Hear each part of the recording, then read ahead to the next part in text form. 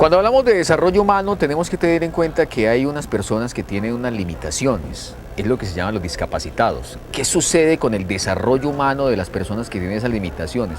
¿Qué sucede con el desarrollo humano de los discapacitados?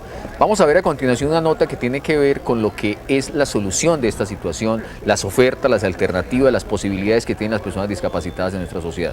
Veamos la nota. ¿A quién se considera discapacitado? Realmente el término de discapacidad significa algo que incapacita a la persona, ya sea física, mental o psicológicamente, para generar alguna habilidad. Cuando hablamos de un término de discapacidad es porque ya está diagnosticado por un médico o por un especialista, o sea, muchas personas se relacionan a la discapacidad como cualquier cosa que les sucede en su vida, ¿cierto? Y no es así el evento de discapacidad. El evento de discapacidad es cuando ya es una condición casi que permanente en su vida, el hecho de que no tenga movilidad, el hecho de que cognitivamente no pueda generar pensamiento o no pueda aprender a leer, a escribir, algo así, ¿cierto? Eso en términos generales significa discapacidad, pero más que eso es que siempre que hablamos de discapacidad pensamos que son personas que no pueden desarrollar ninguna actividad, y al contrario, cuando trabajamos con discapacidad nos damos cuenta que tener una discapacidad no imposibilita a la gente para generar habilidades que desarrollan y pueden ser mucho mejores que los que consideramos que no tenemos ninguna discapacidad. El término discapacidad es correcto, lo que no debemos referirnos es a discapacitados, pero el término discapacidad es correcto para la generalidad. Lo que pasa es lo que no nos debemos de referir a cuando vamos a trabajar al ser humano como ser humano, referirnos a él como discapacitado. Pero el término discapacidad para el enfoque de trabajo comunitario o para los enfoques generales sí se utiliza. La última línea de base que tenemos de discapacidad para el municipio de Pereira son 22.000 personas con diferentes tipos de discapacidad. Discapacidad física, discapacidad cognitiva, discapacidad mental. La mayor parte la discapacidad más alta en el municipio de Pereira, hay tres que puntean y son la física, la auditiva y la visual. Son las tres discapacidades que puntean en el municipio de Pereira en la última línea de base que tenemos. La verdad es que el municipio, la alcaldía como tal, tiene unos programas que son unos convenios de apoyo con diferentes instituciones que manejan la discapacidad en el municipio de Pereira, y la alcaldía, a través de unos programas que tiene, y más concretamente de infancia y adolescencia, hace unos convenios con esas instituciones, y entonces los niños son atendidos en terapia, los niños, las niñas y los adolescentes son atendidos en escuelas especiales, en lugares especiales, donde ellos de alguna manera con ese modelo de terapia pueden tener mayor calidad de vida o mejor calidad de vida, diríamos. Los departamentos y las alcaldías venimos hablando de un tema que se llama inclusión. Inclusión en el aula, inclusión en las instituciones, inclusión en todos los lugares donde nos movemos, ¿cierto? Ese tema de inclusión es una cosa pues muy macro. Y la inclusión tiene que ver con la movilidad, cómo nosotros les permitimos a ellos que la ciudad sea amable para la movilización, cómo les permitimos nosotros a ellos que dentro de la academia tengamos intérpretes para los sordos, cómo nosotros somos accesibles para que un ciego ingrese a algún lugar. O sea, todo ese tipo de cosas es de las que venimos hablando en el tema de inclusión. La inclusión laboral también, nosotros venimos hablando de eso. Y desde la alcaldía y la Secretaría de Desarrollo Social nosotros venimos impulsando la política de discapacidad.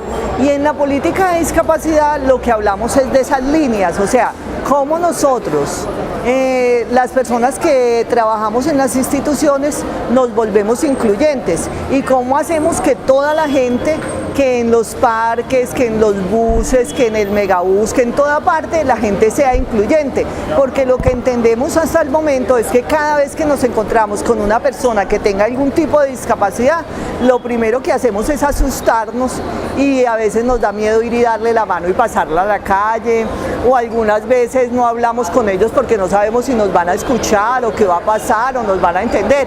Entonces lo que estamos hablando muchísimo en este momento es del tema de la inclusión en todos los aspectos de la vida, incluyendo la familia, porque muchas de las familias son excluyentes. Por ejemplo, muchas familias de sordos que no hablan lengua de señas, entonces eso es excluyente, porque cómo se puede comunicar el chico, la chica con la familia si no hablan lengua de señas. Entonces de eso se está hablando mucho desde la alcaldía y desde la política de discapacidad que el municipio de Pereira está trabajando. Me preguntas concretamente en el tema de inclusión, la ciudad.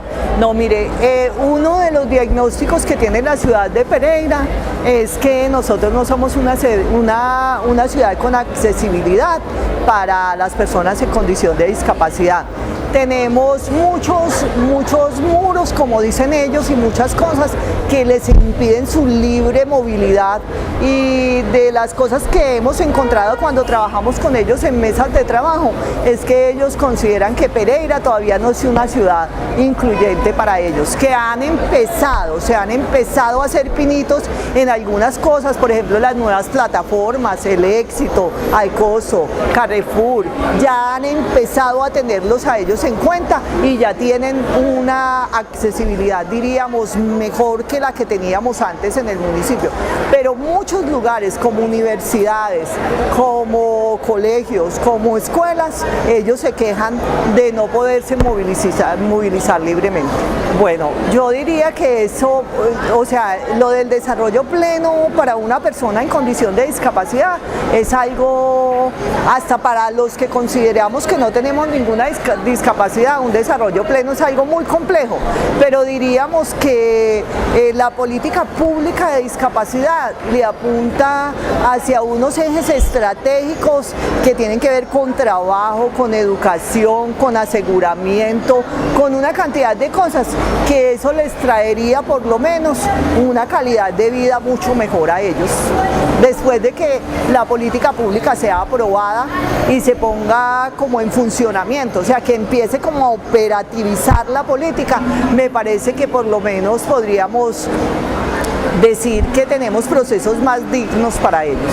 Lo de la accesibilidad para el empleo y para la educación y para todo, todavía nos encontramos muchas barreras, ¿cierto? Pero digamos que es una ciudad que ha avanzado un poco en ese sentido, no tanto como se necesita, porque realmente una de las problemáticas, de los ejes problemáticos que se determinó en las diferentes mesas que se ha trabajado con ellos, es que ellos no tienen la posibilidad de acceder al empleo y a la educación. O sea, son las principales problemáticas que ellos manifiestan. Digamos que se ha avanzado, pero que no se ha llegado a donde se debería llegar para que todos ellos tuvieran una oportunidad laboral. Digamos que las personas en condición de discapacidad están muy organizadas, o sea, tienen instituciones muy sólidas, ellos crean unas organizaciones muy sólidas, muy buenas. Lo que yo veo desde mi experiencia de trabajo con ellos es que ellos se dividen un poquito, o sea, se dividen en el sentido de que colocan a un lado la discapacidad física, a otro lado están organizados los de la discapacidad visual, a otro lado están los de la discapacidad cognitiva, y pareciese que no hubiera como un encuentro entre ellos algunas veces, ¿cierto? Digo algunas veces porque también hemos logrado otras veces, sobre todo en el Comité Operativo de Discapacidad, juntarlos a todos, sentarlos en una mesa y generar discusión. Pero sí me parece que podría ser mucho más útil si ellos lograran como generar una interdependencia o por lo menos lograr que ellos se articulen mucho más para que las acciones no sean por un lado las físicas, por otro lado las visuales, sino que ellos se articularan mucho más y trabajaran mucho más unidos.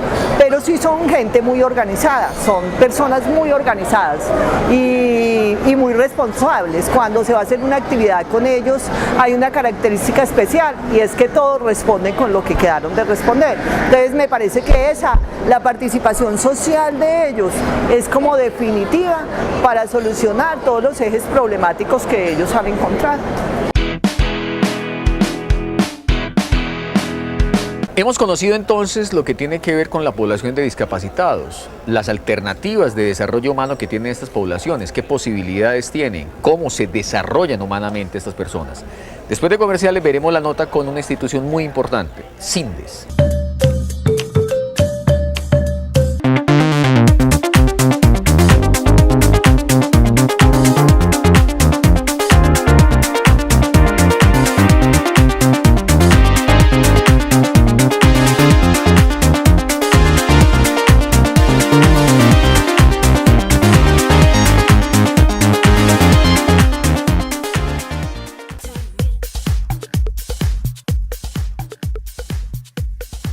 Tecnología en sistemas. Opción ideal para convertirse en un profesional competente en desarrollo de software, diseño, implementación y gestión de base de datos, gestión y apropiación de tecnologías. Podrá resolver igualmente problemas de tecnologías de información y para lograrlo, la universidad cuenta con recursos necesarios tanto a nivel de infraestructura como tecnológicos y de talento humano para respaldar el proyecto personal y profesional del estudiante. Esta nueva tecnología con opción de profesionalización busca ser apoyo para formar seres integrales que se conviertan en profesionales, capaces de diseñar y desarrollar proyectos que garanticen el uso y el aprovechamiento adecuado de los sistemas de información en organizaciones nacionales e internacionales, mediante la apropiación de tecnologías informáticas.